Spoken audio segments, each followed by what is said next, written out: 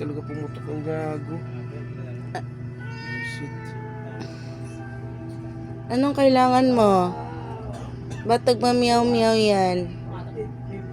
Ah, Saan ka pumutok na bakit? 50 centavos? Ah, tawagin mo si Papa. Sabi mo, matulog na. Oh. Papa, matulog na nga daw siya. Iyaya ka na niyang humiga at walang magkamot-kamot ng ulo niya. Oh.